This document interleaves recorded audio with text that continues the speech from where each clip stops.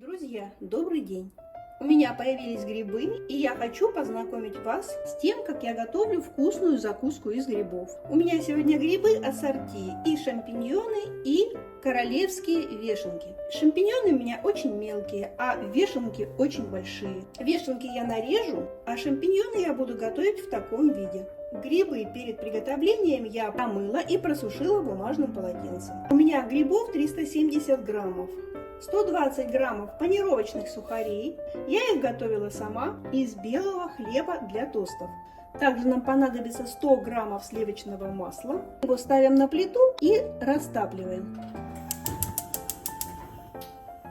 на небольшом огне.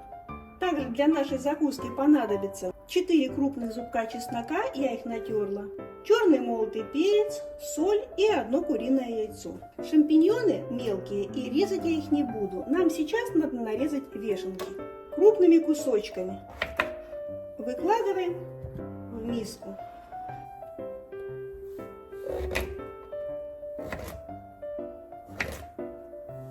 Шампиньоны тоже складываем в миску. Берем панировочные сухари, 120 граммов. Кладем сюда черный молотый перец, соль. Все перемешиваем руками. Отставляем в сторонку. У нас полностью растопилось масло, выключаем газ. И сейчас в сливочное масло вводим натертый чеснок. Перемешиваем. Теперь сливочное масло с чесноком вводим в панировочные сухари и перемешиваем. Панировку пока отставляем в сторонку. Берем куриное яйцо, разбиваем его в тарелочку, расколачиваем венчиком, выливаем в грибы. Грибы купаем в расколоченном яйце. Это мы делаем для того, чтобы лучше держалась на грибах панировка. Берем форму, простилаем ее пекарской бумагой и теперь грибы купаем в панировке. Выкладываем в форму.